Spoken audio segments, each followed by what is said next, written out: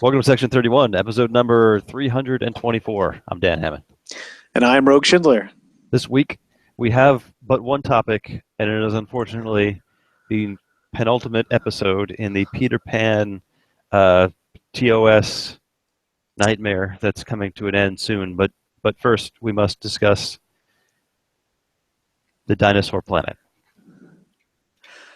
Yeah, and I'm afraid the good news ends at it being the penultimate episode. It's all bad news after that because we still had to actually listen to this one. I did not know that there was a race of intelligent dinosaurs enrolled as part of the Federation so casually. This was news to me. Were you aware of this? No, I mean, I was told at the very end because it was all part of the day's work. Yeah. Too bad the Bajorans weren't dinosaurs. Otherwise, they could have just joined like that, right? Yeah. Apparently, all you have to do is just resemble a reptilian species from Earth. Identically. Okay, so Well, not identically, because they had longer arms and right. bigger skulls. Would you care to go through the major plot points? I couldn't even tell you what happened in the first half. I listened to. So if you go onto YouTube and listen to these, a lot of times they'll be split into two halves because apparently 15 minutes is too long for a YouTube video. And so I had listened to the first half, the first three quarters, a couple of weeks ago, and then we got delayed, and I just couldn't bring myself to go back and listen to the first half again. So I did go back and start from the second half. And I vaguely recall, basically there were they detected life on this planet, but they had no idea where it was because there was no signs of civilization. And McCoy brazenly shouts, "Well, anyone who half a brain and know there's no intelligent life down here on this planet." And they get attacked by pterodactyls. Who deflect phaser blasts at the highest setting. Very, very thick-hided pterodactyls, and they get chased off into a cave of wonders because it's all full of gems. It's full of gems that will make them all rich. Like not just gems, but like solid. The very super cheesy narrator very specifically states big solid slabs of valuable gems, like, not a little ruby or a sapphire, but boulders of gems, because those exist. Apparently they do on this planet. And the security guy, who doesn't die, at least yet, but he's wounded, and they're like dragging him along, and he's got space dementia. Not really, but he's freaking out. And he's determined to kill all the dinosaurs. And Kirk and Spock, actually Sulu and Spock, and then Kirk agrees with them. Is like, hey, these are life forms. We can't just go slaughtering them, even if they're trying to attack us. We can defend ourselves, but otherwise we should try and find this intelligent life that Kirk keeps insisting, or Spock keeps insisting, is somewhere here. And McCoy says, well, next thing you do, you're going to tell me we just have to follow this river of yellow liquid that goes through this cavern, and that's going to lead us somewhere. Because that's not gross or anything. Well, they're dinosaurs. They eat a lot. They drink a lot. So yeah, new meaning to the term. You have to pee like a racehorse. But it actually ends up being molten gold, because that's also a thing on this planet, rivers of molten gold, because this is where they keep all their treasures, as it turns out. The Tyrannosaurus Rexes that are in this cave, as they discover when they move further into it, are there, and they start to freak out, like, oh no, we should attack them, or at least the security guy does. And that is when ever so calm Spock thinks we should slow down and actually examine the situation, and describes Mr. Sulu, you of course recall the Tyrannosaurus Rex from Earth's ancient history. What what do you call, are these creatures like them? It's like, oh well, no, they're actually similar just because they're upright, but their arms are much longer than ours, and their skulls are much larger. They actually could contain a much larger brain than the ones that our dinosaurs have. At which point, the booming, ominous voice says, "That's correct, Mr. Sulu." But in their heads, because they're psychic intelligent dinosaurs. Yeah, they're telepathic and they're super smart, and they live in caves full of gems and liquid gold, but they're apparently not advanced enough to have a cave full of gems and liquid gold that is not horribly, horribly unstable, where if you fire a phaser in it somehow, it's going to collapse the whole thing. Which is what happens when the security guy freaks out and says, no, we can't talk to these intelligent dinosaurs just because they're suddenly intelligent, and say that they're not going to attack us because they realize we're not pirates and we're just intelligent people here trying to find them. No, we should kill them anyway. And fires.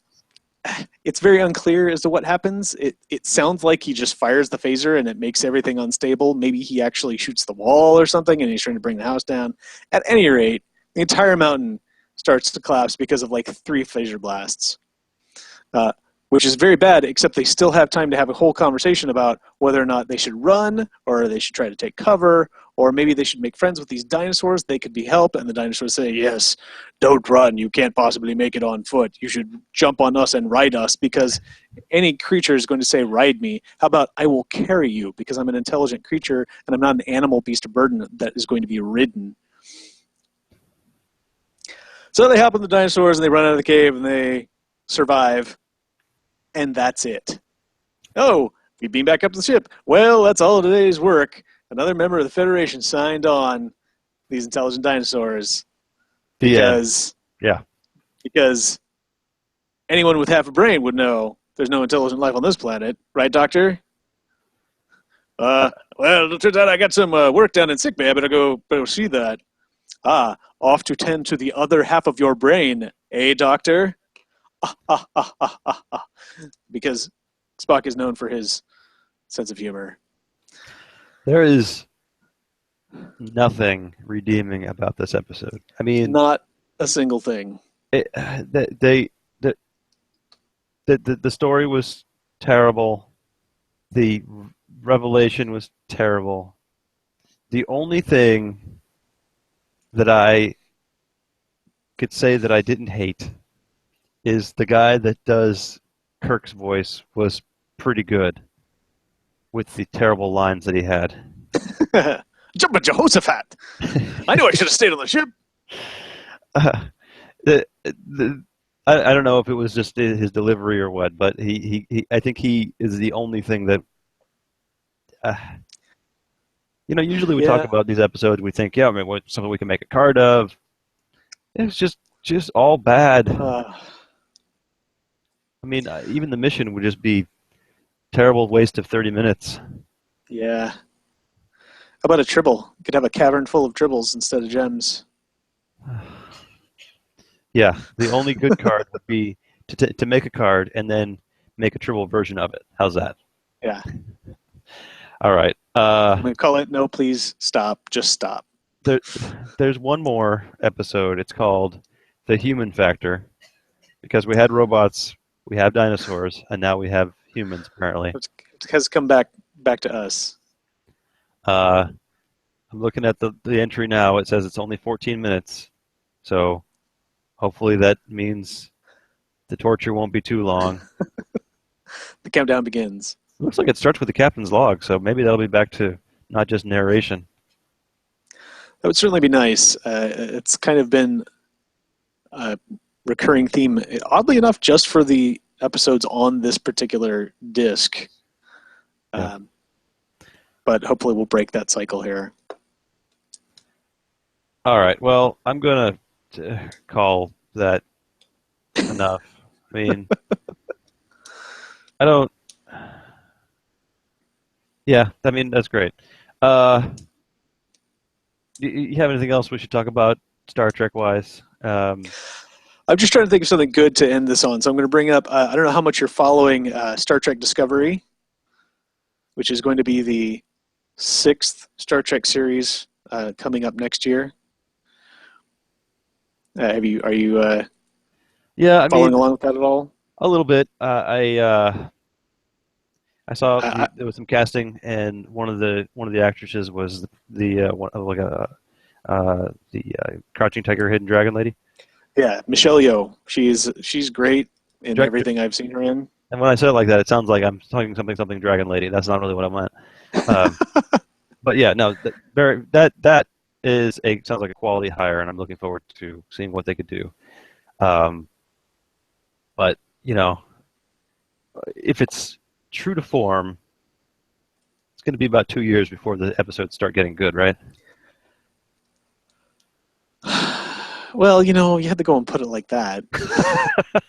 Yeah, I'm looking forward to more Star Trek. I'm looking forward to getting together to watch it because only one of us is probably going to have the CBS to actually see the show or True. download the show. So we'll probably all get together and watch it. I'm looking forward to just having more stories and to see what they can come up with. I'm not crazy about the era, but I agree. I haven't heard, I haven't gone looking and digging too much into it. I feel the same, kind of feel the same about Rogue One. I'm not too interested in the era, so I'm not going to go looking for any spoilers or information. I'll go see it. I'm looking forward to it because I like the genre and I like the other entities in the series, but I'm not getting my hopes up. Yeah, I think Rogue One is an interesting pull because that's such a I don't know if you're in the expanded universe. That's kind of such a go-to storyline. Like, that was one of the first stories I think we've done a couple of times in different Star Wars role-playing game campaigns. Mm. Who stole the that's a cool tie-in to the main story that you can do on your own. Well, it's like, well, Princess Leia has these plans. Where did they come from? Who stole them and how do they have them? It's like, oh, it's our party. We're going to go steal the Death Star plans. Or it's Kyle Katarn in Dark Forces. He's going to go steal the Death Star plans. You get to play him. And now it's a little daunting to suddenly be, I was like, okay, this is going to be a canon story now. Yeah, I mean, one of the critiques I heard, when the Force Awakens came out, right, it was we're going back to a bunch of questions and not a bunch of answers, which was what the prequels were about, filling in all these things. And now we're going back and we're getting more answers. We'll see how it Uh, goes. that is an But interesting way of putting it. the era that the Star Trek show is going to be in is an era that I know that books have been written and that's been filled in a little bit in the Trek expanded universe, but I don't know any of my history from that era, so that will certainly be interesting to see.